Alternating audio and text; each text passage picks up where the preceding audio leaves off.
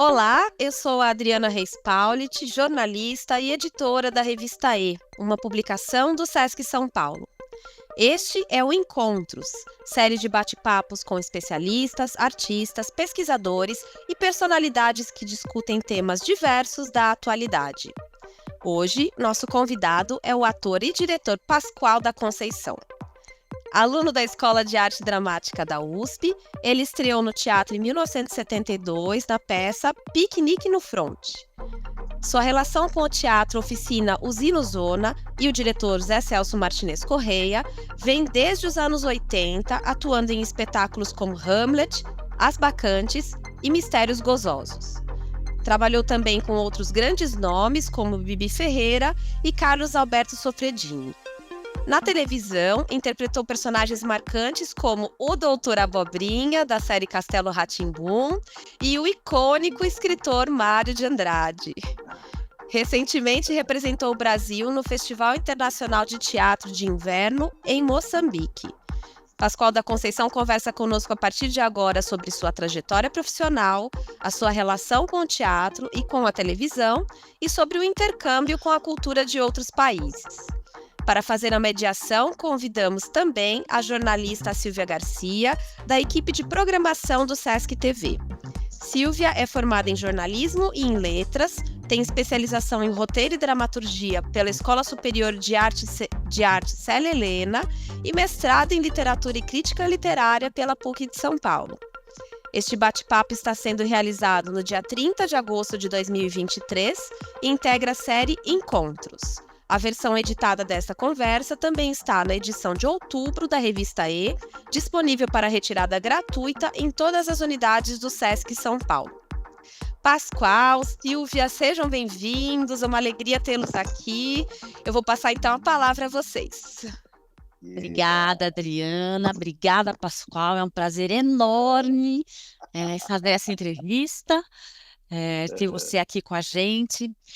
E eu queria começar assim, te perguntando, te convidar para fazer uma viagem para a tua ancestralidade e contar um pouco para nós quem é esse homem que está diante da gente. Nossa, viagem para a ancestralidade, que delícia! Nem imaginava que ia começar por aí, eu imaginava outras coisas. Primeira coisa, assim, gente, esse ano eu vou fazer 70 anos, né? E eu tenho visto que na vida da gente, na nossa carreira, a gente vai construindo coisas, amizades, vai fazendo coisas, e chega uma hora que a gente já tem entrevistado para falar dessas coisas, né? Eu agradeço demais ter sido convidado para ser entrevistado por vocês, que eu curto bastante, né? O Sesc tem uma participação importantíssima na cultura de São Paulo. É um prazer estar aqui e entrego para vocês o meu coração para contar bastante da minha vida. E começando, inclusive, pela minha ancestralidade. Há pouco tempo que eu comecei a me preocupar mais e a buscar mais a minha ancestralidade, que tem meu pai, que é negro, e a minha mãe, que é branca. Aí, há pouco tempo, eu digo uns 20 anos, talvez, né? Se fosse mais tempo, eu teria mais documentação. Porque o que acontece? A minha família, da parte da minha mãe, que é branca, a minha bisavó, Dona Francisca, Dona Chiquinha, que a gente chamava ela é espanhola. E ela veio no período entre guerras para cá, para o Brasil. São esses milhares de imigrantes que vieram para o Brasil, espanhóis, italianos, alemães, portugueses, imigrantes, japoneses, né, que vieram nesse início de século. A família da minha mãe é parte dessa leva. E são pessoas muito simples, né? Muito pobres, porque a guerra é um período muito drástico, dramático da vida das populações pobres, principalmente, né? A minha bisavó veio para cá, aqui já era minha avó. Então eu sei desse lado um pouco. Eles vieram para a região de Minas Gerais, são lavradores e tudo mais.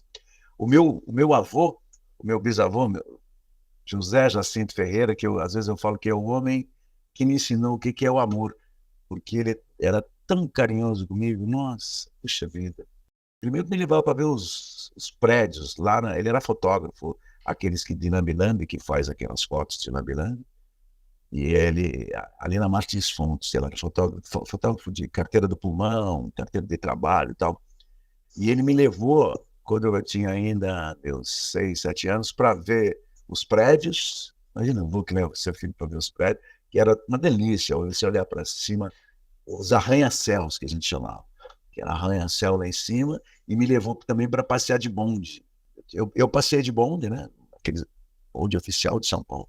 E ele me levou para passear de bonde e para conhecer os arranha-céus ali no Lago do Paissandu. A gente descia no Lago do Paissandu, depois andava até e eu achava aquilo deslumbrante, né? Aquela cidade apinhada de gente. Então tem o meu avô. E a mãe do meu avô era uma mulher indígena, que não. Que a conversa é engraçada, essas coisas, quando eu era criança, eu ouvia isso, porque a história que corria lá é que a mãe do meu avô ela vivia no mato, né? Quer dizer, vivia no mato. Ela não gostava de viver no coisa. Outro dia até fiz meu DNA, tem indígena no meu DNA. Então tem essa parte lá, que vem lá da Europa, e do lado da outra do meu pai, falando ainda de ancestralidade, eu soube pela minha avó que a mãe da mãe dela nasceu do ventre livre.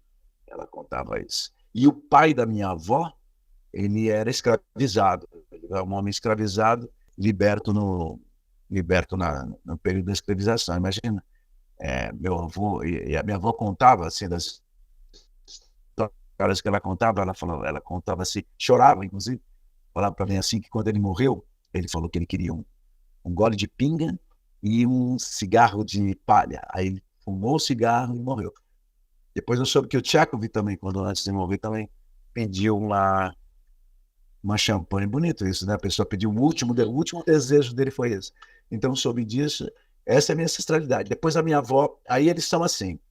A minha mãe é de Minas Gerais, do Carmo do Rio Claro, aquelas fazendas de café de lá. O meu pai é daqui da região da Itatiaia, Guaratinguetá, toda essa zona do Rio de Janeiro, né?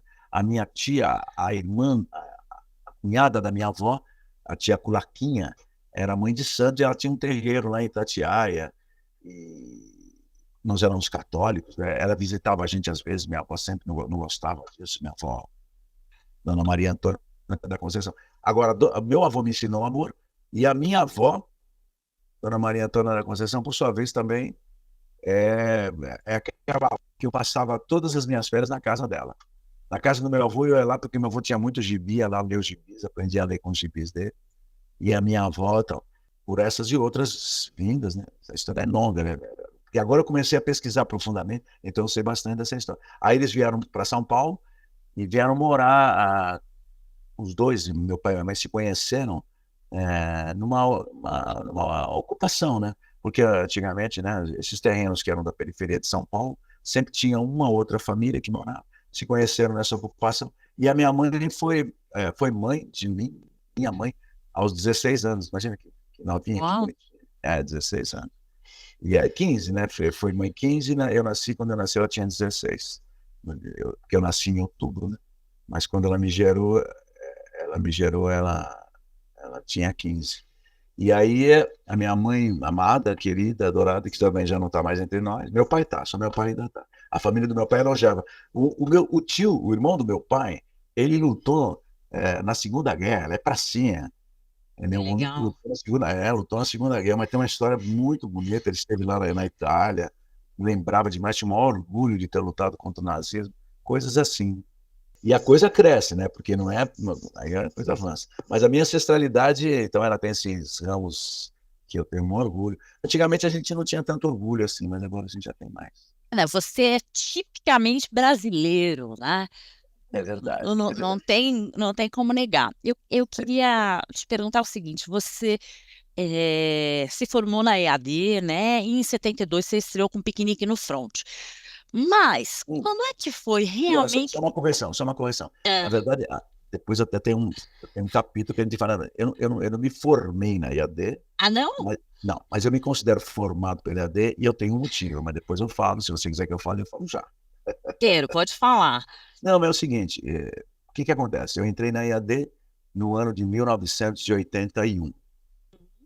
No ano de 1982, a minha professora, no segundo ano, né? A EAD tinha 3 anos, primeiro ano, segundo ano, terceiro ano. O primeiro ano e o segundo ano eram formativos, o terceiro ano era uma montagem.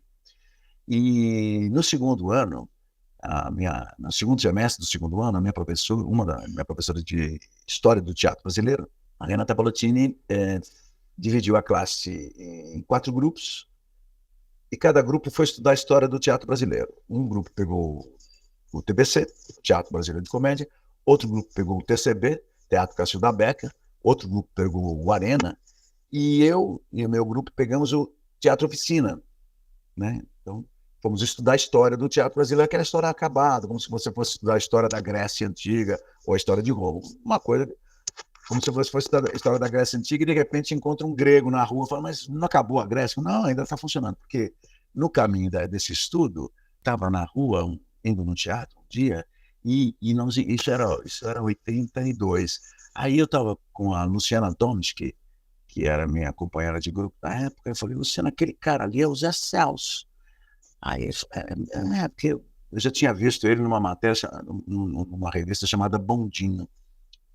E aí, há muito tempo, aí você vamos lá falar com ele. A gente chegou perto dele e falou, seu Zé Celso, a gente está fazendo um trabalho sobre a história do Teatro Oficina, e a gente queria perguntar umas coisas para você. Eu falei assim, não, o Teatro Oficina ainda está atuante, está funcionando ainda, porque para nós, né, Arena, TBC, a Oficina já tinha tudo acabado. Eu falei, não, está funcionando. E aí que ele contou para nós um pouco da situação que estava começando a se configurar, que era a compra do teatro pelo Grupo Silvio Santos, em 80 começou essa compra e tal. E nessa conversa, a gente chamou ele para inclusive fazer um workshop lá na EAD, na nossa matéria. Ele falou, não sei fazer workshop, eu só sei fazer oficina. E foi fazer uma oficina, fez uma oficina de Mistérios Gozosos para nós. E depois dessa oficina, o Zé nos contou na situação de emergência, que eu estou sem elenco, estou sem nada, estou sozinho. Ainda era um tempo assim que o Zé era muito outsider, muito marginal, eles tinham acabado de voltar do exílio, e principalmente a esquerda, tanto a direita quanto a esquerda, tinham colocado o Zé naquela turma do desbunde, dizendo que eles eram isso, aquilo. Havia uma divisão muito grande, se metia o pau, né? Havia uma patrulha, que eles chamavam, uma patrulha de esquerda. Então o Zé estava assim num ostracismo absoluto. Se qualquer um de nós for ver uma daquelas entrevistas de Roda Viva de 1985, 86, o Zé era ridicularizado, gozado pelas pessoas. Enfim, ele era muito maltratado. Depois melhorou. E tenho a honra de ter ouvido o Zé dizer que eu fui uma das pessoas responsáveis por essa melhora. Mas, enfim, aí o Zé falou para a gente assim, o Zé disse, olha, isso é 82, né? O Zé falou, eu preciso de gente lá no teatro, vocês não querem ir para lá comigo? Aí a gente fez uma reunião na escola, aí teve aquela cisão, aquela coisa que teve na escola, a turma da escola não foi, eu e a Luciana fomos. E fomos para lá para trabalhar, para defender o Teatro Oficina. Então, desde 82 eu estou lá, trabalhei no tombamento, trabalhei na desapropriação. Eu participei, conheci, claro, fui conhecendo Lina Bobardi, Edson Elito, os engenheiros. Eu comprei aquela areia que dá o chão do Teatro Oficina, eu que comprei, aquelas madeiras. Eu pagava o canteiro de obras, eu pagava semanalmente, mas assim, participando, não era assim, autônomo, porque eu sinceramente, era uma coisa absurda, porque o Zé mostrava uma maquete de um teatro, eu lá da Vila Prudente, você acha que eu vou acreditar, não tem maquete? Você não tem ideia, né? Você não tem... E o Zé reclamava muito disso, ele falava assim que a expansão de sonho do brasileiro, da vida brasileira, se reduziu muito. A gente está sonhando pequeno, a gente está sonhando minimamente, porque ele falava assim, ele falava dessas coisas, na década de 50, a gente chamava o Brasil de país do futuro, nós éramos o país do futuro, ou seja, o sonho daquela geração era grande, e a gente se reduziu, não, vamos pegar, sabe quando você vai reduzindo a um orçamento mental cada vez menor, e o Zé reclamava disso, e na época ele já falava de montar bacantes, montar sertões, já mostrava a maquete para a gente, mas, sinceramente, era difícil de acreditar, né? até porque a gente passou pelo período da ditadura, e a ditadura é a grande responsável pela redução, né, dessa expectativa de sonho e tal. Mas, enfim, eu fui para lá, eu era funcionário do Banco do Brasil, gente, funcionário concursado com 10 anos de Banco do Brasil já. E aí eu escrevi uma carta para o Banco do Brasil, pedindo para que eles me mantivessem como funcionário lá do Banco do Brasil e me cedessem para o Teatro Oficina. Na época era bem mais audacioso do que hoje. Aí mandei essa carta, mas não deu certo, mas fui para o Teatro Oficina, deixei lá, mas orgulhosamente, né, eu não me considero, eu já estou lá como desistente na EAD, mas eu luto ainda, estou fazendo um processo nesse período, para que a escola reconheça que foi, na verdade, uma consequência do trabalho que eu tive, e eu não poderia, como ator de teatro, hoje eu estou falando isso do ponto de vista de hoje, orgulhosamente, como ator de teatro, eu não poderia, é como se fosse um cara de medicina, eu não sou médico ainda, mas uma pessoa que está pedindo socorro, eu não vou socorrer porque eu não tenho um diploma. Era quase que uma obrigação que até a própria escola, por sua vez, havia me dado. Foi isso. Sim, sim. Por isso Mas tem uma história aí por trás, né? ótimo.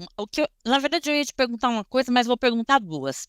O que eu ia te perguntar era assim, você começou na década de 70, né, com teatro, mas eu queria saber qual foi o teu primeiro encontro mesmo com o teatro? Quando é que você se depara com o teatro?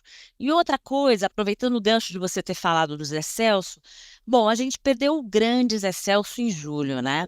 Eu queria que você me dissesse qual é o legado que o Zé Celso deixa para o teatro lá? Embora eu acho que ele não deixe só para o teatro, eu acho que ele deixa para o país, né? E falar um pouco da tua relação com o Zé, porque você era amigo pessoal do Zé, né? Então, assim, para o amigo Pascoal da Conceição, o que é que ele deixa? Sabe, você junta duas perguntas absurdas, né? Gigantes, né? São duas perguntas muito fortes. A primeira mesmo, vou te falar, eu sempre pensei nisso. Eu sou absolutamente grato a Dona Maria Tereza Pucci. Dona Maria Tereza Pucci era minha professora no 3º ano primário.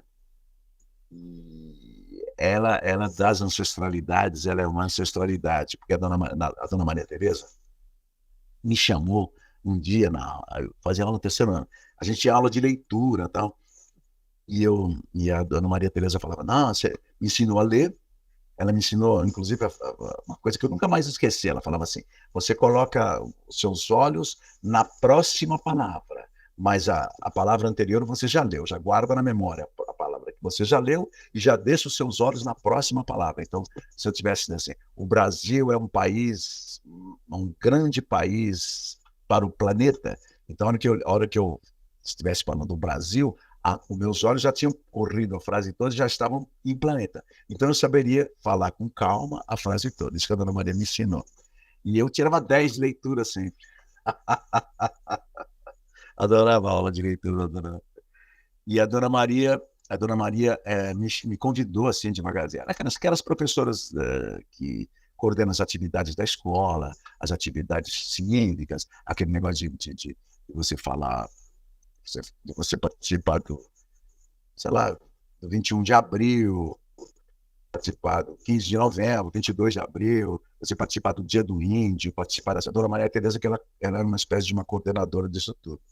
E ela me levou, assim, com um monte de elogios, né? Porque começa a elogiar, fala que fala bem, fala alto. Então, ela me levou, assim, a esse contato, assim, com o palco e com a plateia, né, naquele tempo. Então, todas as peças da escola, eu me lembro que a partir do 3º ano, a partir da Dona Maria Tereza Pucci, que eu nunca mais esqueci o nome dela, eu participei de todas as festas. Eu era o MC, e na festa de formatura, foi até o MC, era a época daquela música Deixe que diga, que pense, que fale, deixe isso pra lá. Era pequititinho, ainda tinha 11 anos, ia ser engraçadinho ficar fazendo isso lá na escola. E aí, me lembro que eu fiz poesias, eu me lembro de até uma poesia, tinha um menino que tocava violino, e aí é muito emocionante, ele cantava Noite Fé. Aí me vinha que eu queria ser Papai Noel, queria ser velhinho com um saco às costas, e aí falava aqueles poemas assim, nossa, aquela emoção. Que ótimo, vem de Foi, longe, então. era nós. E aí, esse foi o primeiro contato oficial. Mas, antes disso mesmo, né, tinha uma coisa em casa, minha mãe brincava muito com a gente, assim, minha mãe era muito lúdica, ela brincava muito com a gente, era uma mulher brincalhona e tal. Essas coisas, mãe, corre atrás, de fantasma e tal. E a gente gostava, eu gostava de fazer missa em casa. Eu era o padre, fazia o papel de padre. As minhas irmãs, a gente pegava pão, comia hóstia, era uma delícia. A gente fazia, porque eu sou o irmão mais velho de uma família de 6 irmãos. Minha mãe ia trabalhar, meu pai ia trabalhar. Minha mãe, inclusive, minha mãe era costureira e lavadeira de coisa, né? E com tantos filhos assim. Meu pai é policial militar. Meu pai é policial militar, aposentado da Polícia Militar. Ele era daquele tempo que o policial ainda andava de bicicleta, sabe? Uma coisa assim. Ele era o vigia, uma espécie de vigia noturno, apito, tem aquelas coisas todas. E aí, quando eles saíam, eu que ficava cuidando dos irmãos, fazia comida, essas coisas. Eu era o irmão mais velho, cuidava de todo mundo. Tá? E uma das coisas que a gente fazia era isso. Eu me lembro que uma vez a minha irmã tinha uma boneca, e a gente tinha a hora da missa, todos de joelhos, tal, e a boneca não ficava de joelhos. Nós pegamos uma serra e serramos as perninhas dela para poder, para a bonequinha, só abrir um pouquinho para a bonequinha poder ficar de joelho como todo mundo, tá? Minha mãe ficou louca da vida com a gente. E eu usava, claro, evidentemente, o batom da minha mãe, a roupa da minha mãe para fazer o padre, essas coisas todas. Não tinha que ser diferente. Então eu me lembro também dessa outra coisa mais lúdica, anterior a isso tudo, que era fruto. Meu pai já era mais assim, mais linha dura, mas a minha mãe era mais lúdica, ela brincava demais com a gente brincava outra coisa. E a gente fazia, por exemplo, brincadeiras assim de pegava lata de sardinha, né, punha comida assim, né, porque assim, claro, eu não me lembro, não me recordo nunca de ter passado fome, essas coisas, porque para criança essas coisas não, tudo é lúdico, né? Eu me lembro que uma época minha mãe pegava umas latas de sardinha e a gente comia que nem nos filmes, sabe? Americanos, que as pessoas comiam na lata, comia só feijão, essas coisas todas, a gente achava o máximo. A gente achava isso lindo, né? Achava bonito não ter o que comer. Era lindo, era bonito, era muito. Criança é criança, tudo era lúdico, tudo era. Minha mãe sempre fazia essas virações econômicas através da uma coisa mais lúdica do mundo. Era divertidíssimo, a gente gostava demais dessas coisas, sei lá, adorava. Quando ia fazer as compras, no dia que uma vez por mês a gente ia no mercado comprar arroz, feijão, essas coisas. Era sempre uma festa, sabe assim, era uma loucura receber aquilo, era muito lindo. Sempre ela trabalhava tudo isso na magia, assim, na coisa louca. Então eu me lembro dessa parte também de trazer isso da cabeça, né? Esse é um período assim, aquele período riquíssimo, né? Que é o período. Por isso que quando avançando aí, né? Quando eu fui trabalhar com o Castelo Rá-Tim-Bum, eu acredito que foi uma maneira até de eu retribuir o que eu, como criança, ganhei de lúdico, saca? Fazia o Doutor Abobrinha, de certa maneira, porque o Doutor Abobrinha já tinha quase 40 anos quando eu fui fazer, né? Mas fazer o Doutor Abobrinha, participar do Castelo Rá-Tim-Bum, é praticamente a oportunidade em vida de retribuir o quanto eu, como criança, ganhei da coisa lúdica, da coisa da fantasia, da coisa da cultura, né? E foi. Então, por exemplo, eu tenho. Nossa, gente, as pessoas gostam, falam muito e tal, mas eu tenho, assim, uma honra, um prazer, assim. Nossa, quando eu penso nisso, eu fico, assim, emocionado da chance mágica que eu tive de poder fazer essa coisa. Sabe? Imagina você conseguir que retribuiu tanto que você já ganhou como criança, né? Isso eu me lembro.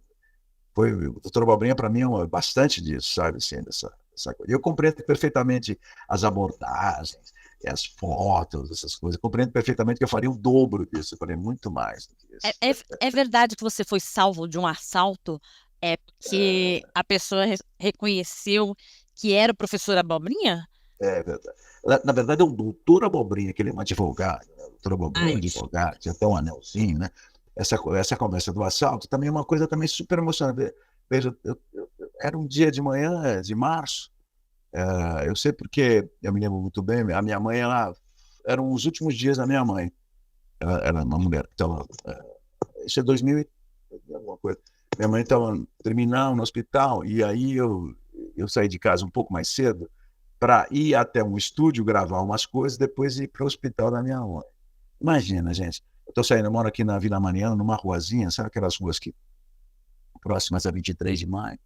E eu estou aqui na rua, né? Saindo, entrei no meu carro e abri as duas janelas assim para sair aquele bafo de março de calorão. Na contramão veio vindo um jovem branquinho, assim, com óculos escuros, assim, capacete, meio parecendo Darth Vader, aquele capacete. Encostou do lado, como era muito cedo, assim, era 10 horas da manhã, tá? E eu estava de mochila, tá? Eu tinha colocado a mochila no banco de trás, e aí ele falou, dá o celular. Mas eu não entendi direito, né? Aí ele pegou, tirou uma arma, era uma pistola preta e prata, e colocou dentro do carro, assim, dá o celular. Né? Pôs a mão para dentro do carro, dá o celular. Eu fiquei, puta, é um assalto. Falei, aí fiquei pensando, né? Aí falei, não, tá. Aí peguei, dei o celular para ele, era um iPhone. Ele falou, dá a senha do iCloud. Aí eu falei, cara, eu não sei nada, eu não lembro, nem sabia, nem lembrava aquela senha do iCloud, tinha guardado na cabeça, também estava nervoso. Aí ele falou assim, dá carteira, dá carteira, dá carteira. Eu falei, olha, tá na mochila de trás, eu vou pegar, né? Para você não se assustar, né? Tá, pega aí. Eu fui pegar a mochila e aí caiu, não, veio para fora assim a ponta de microfone. Ele falou, tem computador? Eu falei, tem. Aí passei para ele o microfone, o computador, ele olhou bem nos meus olhos e falou assim, o que você faz? Aí eu falei, eu sou ator, eu sou o doutor Abobrinha, do Castelo Rá-Tim-Bum. Ele parou, olhou para mim e falou assim, doutor Abobrinha, me perdoa, continua fazendo a alegria das crianças. Vai com Deus. Devolveu tudo e foi embora. Nossa! Nossa, cara, foi assim, foi muito forte. Eu fiquei muito emocionado, assim, quer dizer, misturado, né?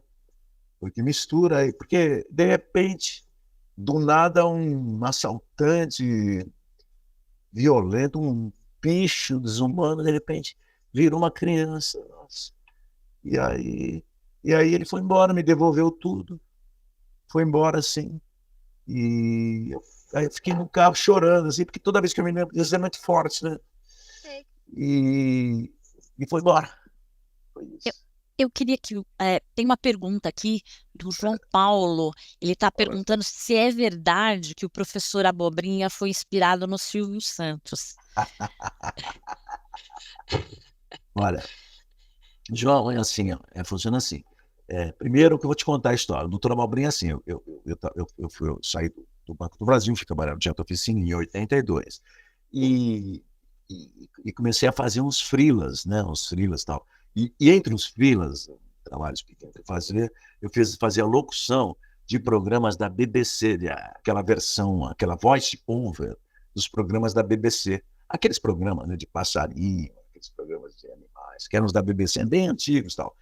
Eu fazia. Então eu tô lá na TV Cultura, isso é 1992, se eu não me engano. Eu tô lá trabalhando, e aí alguém me pediu uma carona. Ah, dá para você dar uma carona para o trabalhador, porque ela ficava lá na Seno Brigg, fica ainda, fica lá. Aí o carona, como todo carona, você sabe, carona é folgado, né? Falou, ó, assim, só vou fazer um teste aqui num programa que vai ter, que depois a gente vai embora. Falei, vou fazer também. O que é esse programa? Um programa chamado Castelo Rá-Tim-Bum e tal. Aí fui lá fazer, falei, vou fazer um teste também. Você imagina que na época eu já tinha participado do tombamento, da desapropriação, conhecia bastante a história imobiliária, a história da especulação imobiliária, porque a especulação imobiliária vem desde o tempo do Maluf, a construção, valorização dos terrenos em torno, uma coisa bem complexa. Né?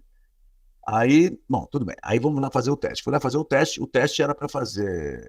Eu peguei mais velho, né? Peguei para fazer o teste do Dr. Vitor, fiz o teste do Dr. Vitor. Aí o Karl Hamburger, né? Falou: a gente está vendo várias outras pessoas, tá? Mas eu queria. Tem um personagem aqui que a gente não sabe exatamente como fazer. A gente queria. Você topa fazer um laboratório, inventar umas histórias para ele e tal? Topo. O que é o personagem? Aí ele me disse o seguinte: ele falou assim, é um especulador imobiliário que quer derrubar um castelo, no lugar dele construir um prédio de 100 andares. Você pode improvisar alguma coisa? Aí eu falei, posso? Aí eu comecei a brincar com o que eu já sabia. esta cidade será toda derrubada. Esse negócio de meu, que depois foi inventado, foi porque quando a gente começou as gravações, a gente tinha muita liberdade de criação, né? A gente tinha muita liberdade para criar, né? A gente tinha os textos, o, o programa, a cultura nesse momento, ela era muito rigorosa. Por exemplo, nós tínhamos que fazer, as conjugações tinham que ser corretas, não dava para fazer um nós, para fazer, tinha que ser era acompanhado passo a passo de um psicólogo e um professor de português, que acompanhava para saber, até para você, por exemplo, para você na improvisação, quer dizer, o conteúdo da sua improvisação. Uma vez eu improvisei uma cena que ficou linda, mas eles não puseram em cena, que é o Dr. Abobrinha compra o castelo, e por conta da conta de luz eles não pagavam, tal. Aí eles fazem uma festa e a hora que eu vou entrar na festa eles não deixam. Aí eu saio para a festa e depois volto para dar o castelo de volta para eles. Mas nessa outra, na hora de tomar a decisão, eu fazia meio um solilóquio, sabe? Mas aí eu chorei, sabe? Fiz aquele solilóquio assim, bem emotivo. Aí o diretor falou: Pascoal, não dá para fazer tão forte assim, é menos, tal, entendeu? Vou pegar. E outras coisas, por exemplo, a primeira vez que eu entrei, que eu improvisei, eu falei assim: esse castelo, vou pegar para mim, essas crianças são. Ele falou: não, você não tem nada, você não é inimigo nenhum, você vai ver que eu não falo, sabe aquela coisa? Essas crianças, não sei quem, não falo nada disso, porque ele falou: você tem sempre que estar focado no seu objetivo. Então, a gente gravava um episódio por semana, então havia uma preocupação. A gente se reunia, discutia, e era bem puxado. Agora, imagina, eu sou ator. O cara me dá uma bola dessa quicando na área. Eu ali com Teatro Oficina, com o Silvio Santos, com aquela situação. Óbvio que eu, como ator, eu vou colocar esse subtexto dentro do que eu estou falando, entendeu? E não só esse, muito mais. É claro que da minha parte eu coloco isso e isso vai sendo desenvolvido. Será meu. E é claro que nas improvisações, o prédio, por exemplo, o prédio tinha 10 andares, foi para 20, foi para 50, foi para 100 e tudo. E depois também quando esse negócio de meu, teve uma época que eles deixavam eu fazer bastante meu, né? Eu falava: esse castelo um dia será meu. Aí um dia eu fiz tanto meu que o diretor falou: Pascoal, é o seguinte, é só 5 meu, mais que 5, para, entendeu? Aí não podia falar tanto meu, porque eu comecei a falar tanto meu, cara, tanto meu, que as coisas de improvisação, você vai abrindo a porteira, a gente vai mandando ver, né? Mas ele foi inspirado, claro, evidentemente, não podia deixar de inspirar, né? Mas inspirado principalmente na especulação imobiliária da cidade de São Paulo, porque eu estudei isso quando eu estava construindo o personagem. Eu estudei um pouco da especulação imobiliária de São Paulo, até por conta da minha aproximação com o Teatro Oficina, porque o Teatro Oficina, na verdade, a construção do teatro, né? Você vê que quando eu fui fazer o Castelo Rá-Tim-Bum, eu tinha acabado de construir, tinha acabado de participar da construção. Eu participava das reuniões, né? Do Zé com o Lina Patti, gente, que construiu lá, antes de construir o Sesc. Quer dizer, então eu estou participando, quer dizer, eu já tinha... que eu cheguei na oficina, eu nasci em 53, em 82 eu tinha 29 anos, no final, 29 anos, eu já tinha quase 30 anos. E aí de trás para frente, né? Hoje, porque você sabe, gente, vocês mesmos, vocês estão numa posição, estão aí na sua vida e tal, a gente não tem a dimensão de onde a gente está, assim, direito, a não ser, talvez hoje mais do que antigamente. Hoje, por exemplo, você faz uma coisa, você já sabe que ela vai ficar para sempre, né? Eu estou gravando com você aqui agora, né? Eu sei que isso daqui dá para ficar até ad infinito, né? Antigamente a gente não tinha tanta ideia assim com a imagem. Então hoje a gente sabe que a gente tem que ter uma preocupação, né? Um trabalho, uma dedicação a essa imagem, com um caráter que a gente está imprimindo na nossa vida, porque você vai viver a vida como todo mundo. Eu vou viver como todo mundo vai viver. Agora, como você vai viver essa vida, né? Como você vai enfrentar todas essas adversidades no dia a dia, hoje em dia, assim, cotidiano. Se você for mesquinho, se você for ignorante, se você for misógino, se você for racista, tudo isso está, assim, exposto. Antigamente não era tanto. E por isso que a sua trajetória, pequena ou grande, a nossa trajetória, hoje ela está registrada, né? Todo mundo tem a sua trajetória registrada. E é a gente que faz essa trajetória, né? Como dizem, o passado a gente não muda, o que a gente muda é o futuro. Hoje a gente trabalha com o futuro, a gente trabalha mudando a nossa maneira de ser, a nossa maneira de ver, mas hoje é o dia, a gente trabalha com o futuro. Pascoal, e pegando um gancho nessa questão do Dr. Abobrinha, que foi um personagem muito importante na televisão, que muitas pessoas reconhecem você por ele, e o Mário de Andrade, que era um personagem de 2 séries, e ele ganha uma dimensão enorme, né? Porque o Mário de Andrade vai para passeatas, o Mário de Andrade vira filme, né? O Mário de Andrade acabou de participar de uma série do João Batista de Andrade. O Mário de Andrade vai para Mocidade Alegre o ano que vem. Então, conta um pouco pra gente como é que surgiu esse seu trabalho com o Mário de Andrade e como é que essa relação com o personagem ficou tão longeva, né? Porque deve ter uns 30 anos, não? Sim, sim, sim. Tem a ver com a maneira como eu acho que o ator deve construir o seu personagem. Porque o personagem eu sou ator, ou seja, eu trabalho com personagens, construo personagens, converso personagens. E ao construir o personagem, você tem que se utilizar das, das ferramentas para essa construção. Então você pode fazer ele dentro de uma coisa abstrata ou de uma coisa concreta.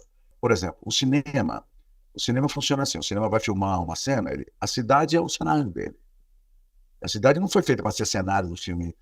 Manhattan não foi feito para ser cenário de Nova York, nem São Paulo foi feito para ser cenário de Sganzella, por exemplo. Não foi feito para ser cenário. Mas Sganzella filma cinema, filma tudo mais.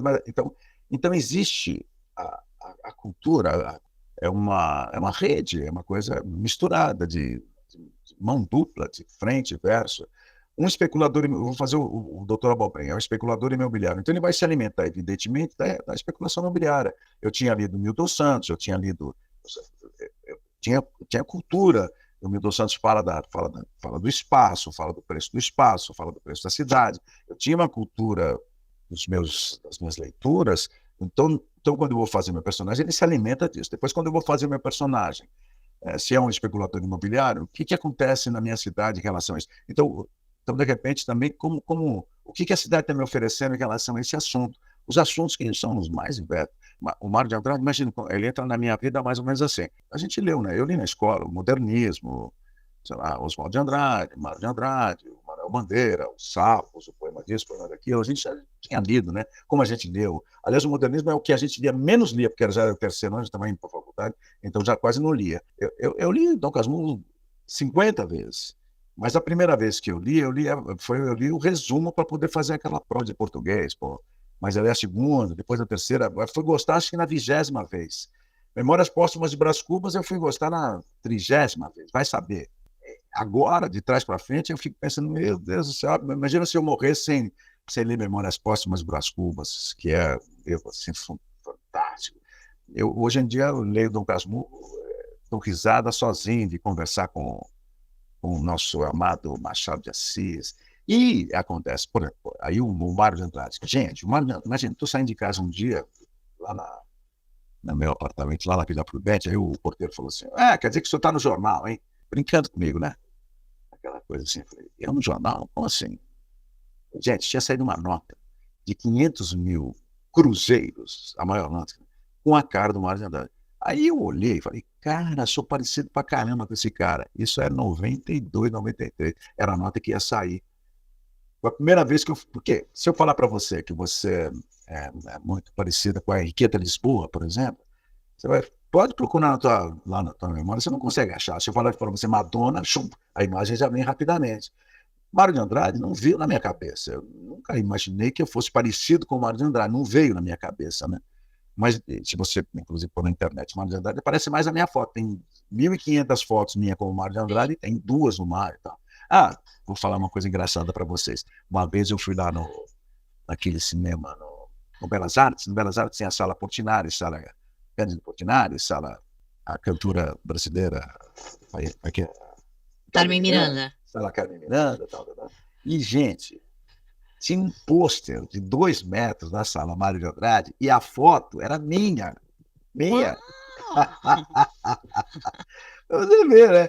Porque, claro, talvez o estagiário que foi buscar a foto falou: "Pô, essa daqui tá com uma resolução muito melhor do que aquelas outras fotos, tudo meio chinfradas lá."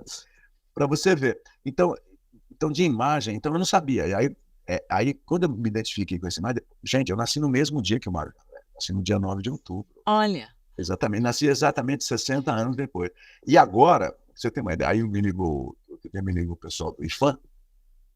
O pessoal do IFAM falou assim: a gente queria fazer uma homenagem para o Mário de Andrade e tal. Tal. O que é que você quer? A gente quer fazer um bolo de aniversário para ele, no dia 9 de outubro. Eu falei: bom, então faz um para mim também, porque eu também faço aniversário no dia 9 de outubro. É mesmo? Não? Porque, imagina, aí você é tocado por isso. Aí depois, porque o Mário é um personagem que existiu. Então, quem é Mário de Andrade? Como que ele é? Quem é essa pessoa? Claro, você conhece o poema, Na Rua Aurora eu nasci, você sabe disso, mas aí você vai atrás disso, vai saber quem ele é. E à medida que eu ia investigando o Mário de Andrade, eu ia descobrindo essas coisas que você está falando. Um homem que tem aquela família tem uma parte branca, uma parte preta, quer dizer, como você falou, é um tipo absolutamente brasileiro. Tem várias pessoas que se parecem com o Mário de Andrade, até amigos meus são a cara do Mário de Andrade, porque é um tipo muito brasileiro, muito comum, assim, de brasileiro misturado. Então tem essa semelhança física, porque também tem isso, né? Você pega um personagem para fazer, como eu peguei o Doutor Abobrinha, ele é a oportunidade de você ser universidade, né? Se ilustrar. Imagina você pegar o Mário de Andrade. Aí me liga o IFAM, vou ler sobre patrimônio, o Mário de Andrade escreve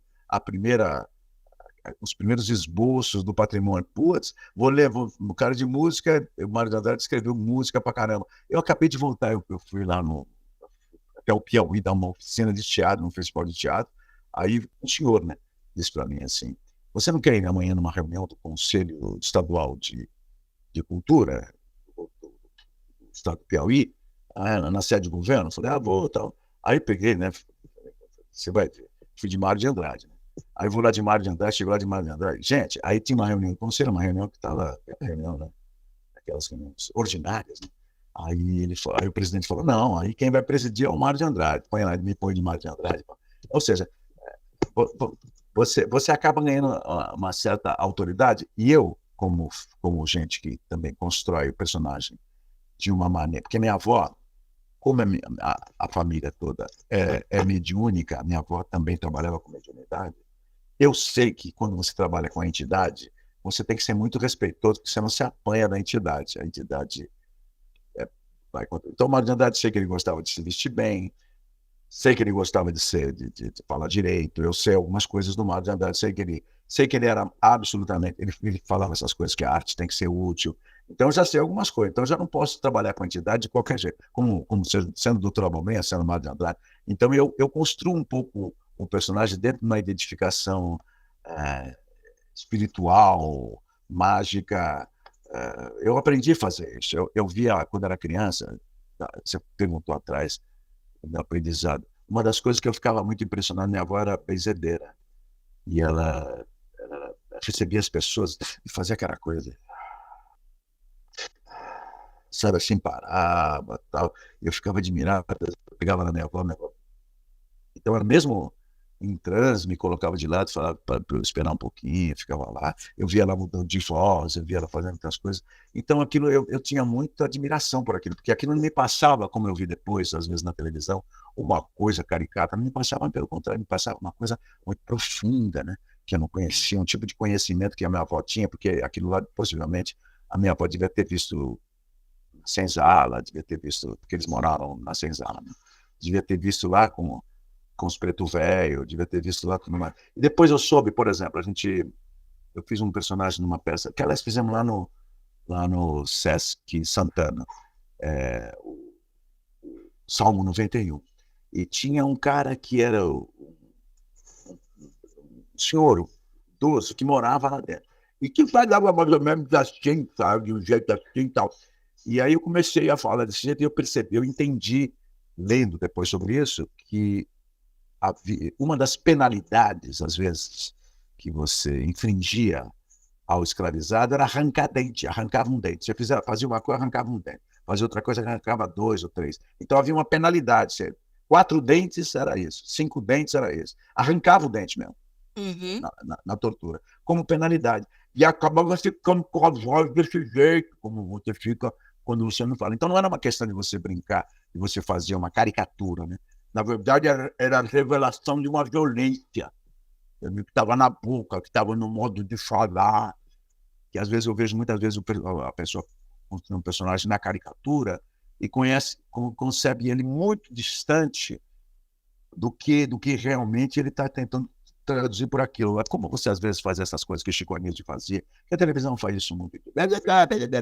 Esse personagem que dá numa caricatura e dá numa coisa que o Mário de Andrade, por exemplo, me ensinou bastante, que o Mário de Andrade falava assim, que a burguesia tende a ver o folclore e tende a colocar o folclore num lugar primitivo, para que o folclore seja a afirmação da superioridade civilizada da própria burguesia, sabe? Sem enfrentar a grandeza do folclore com a sua grandeza. Não. O folclore é menor, é primitivo, entendeu? Ele fala, isso é uma maneira burguesa. Ele que fez a escola de etnografia, a primeira escola aqui no Brasil, então, e aí, sabe, trazia aí, amigo do Câmara Cascudo, quer dizer, aí me dá uma dimensão do que é o folclore. E eu soube há pouco tempo atrás, né, que os materiais da missão de pesquisas folclóricas, os materiais hoje têm valor jurídico para demarcação de comunidades indígenas e quilombolas. Ou seja, o Mário de Andrade, já naquele tempo, já com as pesquisas folclóricas, estava fornecendo material jurídico que hoje vão alimentar, inclusive, uma votação que está acontecendo nesse momento, que é a votação do marco temporal, sabe? É a cultura. Ele falou isso com muita clareza. A cultura tem que ser útil, não utilitária. Ele não está falando de cultura utilitária, está falando de uma cultura útil. É uma cultura que está ligada à vida. Por isso mesmo que, como o doutor Abobrinha, como o Mário de Andrade, evidentemente, eu atuo dentro uma cultura útil. Ou seja,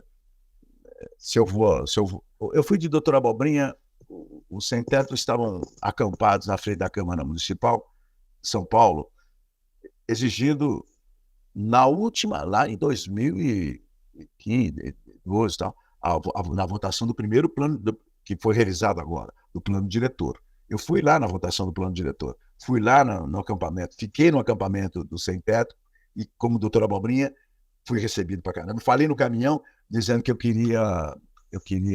como doutor Abobrinha, queria mesmo, né? Queria a minha parte dessa cidade, que essa cidade é minha, essa coisa. Fiquei brincando um pouco com isso, né? E fui muito bem recebido. Eu falei até no plenário da Câmara Municipal como doutor Abobrinha, porque o próprio vereador me conhecia como doutor Abobrinha. Falei, você é o doutor Abobrinha. Tá? Que é isso, que é essa coisa de você... Porque a arte, como eu estava dizendo, né? Essa rede... Isso eu aprendi bastante no Teatro Oficina. O Zé fazia isso muito, sabe? O Zé fazia... Vocês são do SESC, vocês convivem bastante com o Zé, jornalista, conviveram. O Zé não fazia como se tivesse muros entre os ofícios, entre jornalista e ator. Não tinha muro nos nossos ofícios. Nós estamos no mesmo lugar, no mesmo Brasil, trabalhamos juntos, nós queremos coisas semelhantes entre nós e os políticos, os médicos, os engenheiros. Na pandemia isso ficou muito claro, né? Na pandemia todo mundo foi chamado a trabalhar, o jornalismo, os médicos, os atores, todo mundo foi chamado a trabalhar junto com a população. Aspal, nosso tempo está quase se esgotando. Eu queria que você me respondesse 2 perguntas que são bem... Eu falei do Zé Celso, mas depois do outro dia a gente fala. Uma pergunta é sobre o Zé Celso, você não vai escapar. Então vamos falar. E a outra coisa, eu queria realmente que você comentasse essa passagem, né, do Zé, qual é o legado que o Zé Celso deixa e qual é o legado que ele deixa para você como amigo. E outra coisa que eu queria que você me falasse você esteve em Moçambique recentemente, representando o Brasil, né? Apresentando um trabalho. Eu queria que você falasse um pouco sobre essa experiência. Falando de Moçambique, fui convidado para ir para o festival, me imagina, para falar um pouco dessa experiência, para vivenciar a experiência com eles. Primeiro que é o seguinte, gente, Moçambique é longe pra caramba. porque eu peguei um avião, foram 23 horas de voo, 15 horas, depois mais 8. Eu nunca tinha viajado tanto de avião. Mas chegando lá em Moçambique, eu fui para vivenciar, para aprender. Foi uma semana trabalhando, uma semana inteira de oficina de teatro, que eu fiz uma oficina chamada Embora Seja Loucura, Tem Seu Método. Porque tudo isso que eu estou falando, de Mário de Andrade, Doutora Abobrinha, é loucura, mas tem um método. Evidentemente, eu penso nisso. Quando eu vou, por exemplo, a uma manifestação como Mário de Andrade ou como Doutora Abobrinha, isso é, claro, é pensado. Está dentro do meu personagem, está dentro do que eu acho que deve ser a minha participação na cidade. Tá? Não é uma coisa que eu vou fazer como uma contribuição mesmo, vou pensar sobre isso. Então, há um método, há uma maneira de pensar, uma maneira de fazer a criação, como eu falei para você aqui agora. E foi isso que eu fui fazer lá em Moçambique, falar disso e também reportar com eles essa coisa mais ancestral, mais antiga da criação em transe, que é o que acontece lá. E conversamos sobre isso, foi um festival, foi muito maravilhoso, foi uma troca de relação, mas daria um capítulo à parte para te contar tudo que eu passei, porque era assim, quase que uma vivência. A gente ficou num lugar que chamava Mafalala. Mafalala é uma grande comunidade que deu origem, foi em Mafalala que a Revolução Anticolonialista começou em 62 e só terminou em 75, né? A guerra colonialista, o movimento subversivo da guerra começou todo em Mafalala. Então, Mafalala é no centro da cidade, mas é uma comunidade negra, como se fosse uma rocinha gigante, assim. E a gente viveu lá dentro de Mafalala, conhecendo os poetas. Muita gente de arte trabalhou, né? Lutou. Samora Machel é o presidente, Samora Machel é um poeta. Então, foi uma maravilha. Então, é um aprendizado de luta, de resistência, de guerra. Tá? E eu também contando a minha experiência, o Oficina teve lá. Foi a última vez, inclusive, que eu tive mais intimamente com o Zé Celso, porque eu fui convidado para ir para Moçambique, eu não tinha passagem, não tinha nada, aí eu fui um dia lá na casa do Zé, liguei para o Zé que eu queria conversar um pouco com ele, que ele me aconselhava e tal. Eu estava tomando banho, aí o Marcelo Drummond falou, o Zé está aí tomando banho. Aí o Zé falou, entra aqui. Aí estava o Zé no banho, pelado, tomando banho, sentado numa cabininha, fazendo barba, queria dar uma entrevista para o Drauzio Varela. Aí cai sabonete, pega sabonete, aquela coisa assim, porque engraçado que eu tenho uma intimidade com o Zé. A gente nunca namorou, assim, nunca fomos namorados. Mas, no entanto, a gente tem uma intimidade gigante, assim, humana, né? Porque uma das pontas de lança, uma das coisas fortes do teatro é o corpo. Até porque, na ditadura, a tortura liberou o corpo para ser atacado, vilipendiado. As mulheres mesmo, os gays, os negros, enfim, a ditadura, com a tortura, liberou o corpo para ser atacado. Os artistas foram atacados em cena. Então, o corpo sempre foi um ponto forte para o Zé. Foi muito bom estar conversando com ele. O Zé era um chuveiro assim, sentado num banquinho na frente da banheira, e o Zé comentando que o Zé falava assim, vá lá, porque eles vivenciaram há pouco tempo a Revolução, menos que 50 anos, a Revolução Colonialista. Então, e lá realmente eles têm uma maneira de ver o teatro, de ver. O Teatro do Boal faz muito sucesso lá, esse teatro atuante do Boal. O do Oficina nem tanto. O do Boal, sim, é conhecido o Boal, é praticado por eles acham legal fazer o teatro jornal, aquele teatro e tal. E aí conversamos bastante sobre Moçambique, sobre a experiência deles em Moçambique, porque eles estiveram em 75 em Portugal, na Revolução dos Cravos, e depois da Revolução dos Cravos foram convidados a Moçambique. Eles fizeram um filme chamado O Parto. Eles são citados na filmografia lá de Moçambique. O pessoal lá conhece eles, tem uma noção deles, sabe?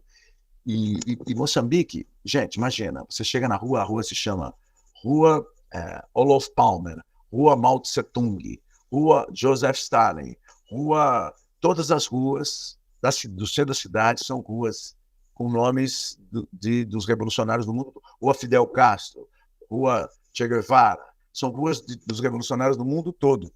Do mundo todo. Eu mesmo fiquei numa rua que era uma rua de um revolucionário argeliano. Então, todas as ruas são os nomes das ruas. Você passear por ela é você passar pelo histórico revolucionário do planeta Terra. principalmente esse histórico revolucionário mais recente, sabe? Mais de esquerda mesmo. Então e o povo convive isso diariamente com esse. É um país socialista, mas hoje em dia o socialismo está mudando, então meio capitalista, meio socialista. Foi imagina, foi uma experiência fantástica, né? Eu fui muito rapidamente, porque eu não sabia como é que era, mas agora eu quero voltar outra vez para fazer um outro maior.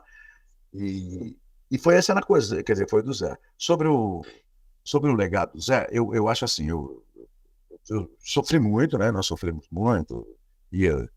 Como é que diz o Bechó? Tenho chorado para cachorro. O ano passado eu morri, esse ano eu não morro. Mas eu sinto o seguinte, eu sinto que o Brecht tem uma frase que ele diz o seguinte: o país que é triste, o país que precisa ter heróis. O Zé é um herói, o Glauber Rocha é um herói. Ele falou assim, não é bom para um país precisar ter heróis. O Zé passou por isso. E a gente, e feliz ou infelizmente, a gente precisa assumir este lugar da cultura brasileira, cada um, o jornalismo, os atores, o teatro. O Zé não está mais aqui, né? Foi heróico, né? Exatamente, foi extremamente heróico, mas é um papel que ele teve que fazer obrigatoriamente por conta da situação que culturalmente, a gente vive, né? Essa situação até que a gente teria que mudar, sabe? Que teria que não ser assim. Eu não imagino que o Zé tenha deixado um legado, a não ser o legado desses que a gente tem de museu, essas coisas todas, tem esse legado, tal. Mas o Zé, na verdade, ele vem uma pessoa identificada, todas as lutas de libertação, as lutas de futuro, as lutas de renovação que estão lá no Platão, estão lá no Sócrates, estão caminhando com a humanidade, estão caminhando com o zumbi, estão caminhando com os indígenas. O Zé falava do marco temporal, tanto que, por exemplo, essa última peça que ele falou do Davi Copenau, que era a Queda do Céu, que o Zé falava muito de fazer, o Zé falou um dia que a gente falou lá no Sesc, falou, é um Shakespeare, né? Ele é muito shakespeariano. E eu não sei se deu para entender direito, porque o Shakespeare também é um homem assim como o Zé Celso, entendeu? Um homem assim onde um pouco que isso que eu estava falando, onde essa barreira entre a ficção e o personagem, ela não é uma barreira fechada, indefinida, para lá ou para cá. Não, ela é uma barreira vazada, atravessada para frente, para trás, tanto no futuro e no passado, no presente, quanto dos lados, sabe? É uma barreira atravessada. A cultura é um lugar que permite, é permitido, entendeu? É permitido pensar, é permitido sonhar, é permitido ampliar as possibilidades do que será ter futuro, do que será ter alegria, do que será viver, sabe? É permitido ampliar, sabe? É nesse território. Legal, Pascoal, super bom. Eu ficaria aqui horas conversando com você, te perguntando coisas. Tá uma delícia essa entrevista, mas infelizmente acho que a gente tem que ser, né, Adri? A gente que agradece muito a Silvia, o Pascoal da Conceição, realmente um papo delicioso. Agradecemos demais a presença de vocês aqui hoje, ao Pascoal por todas essas histórias. De fato, a gente tem vontade de ficar ouvindo, e a Silvia pela mediação. Enfim, agradecemos muito a presença de vocês hoje. Espero que vocês tenham gostado e desejar um até a próxima aí. Até. Faltou contar todas as fofocas, tal, faltou contar todas as divergências. Mas é que às vezes também a conversa vai evoluindo, vai para um lugar, não dá pra gente saber. É uma conversa, né? Conversa assim, aberta, papo aberto. Eu estava tomando um cafezinho aqui, vou tomar mais um gole. Que delícia! Pascoal, nossa, que alegria, viu, ter você aqui. Foi realmente muito bom. Acho que, né, aciona aí muitos pontos da nossa memória também. A gente foi revivendo um pouco com você, se emocionando com você também, né? É muito bonito, assim, te ouvir e vive os seus 70 anos, então, né? Celebrando desde já e contagem regressiva. Logo mais, 9 de outubro. tá logo aí. Muito bem, pessoal. Então a gente agradece ao Pascoal, vai se despedir do Pascoal. Delícia, viu? Foi muito bom fazer esse papo com você. Obrigada, Perfeito. Pascoal. Foi um Obrigado. prazer. Obrigado, gente. Um beijo para vocês. Saúde, alegria aí, toque em frente. Tamo junto.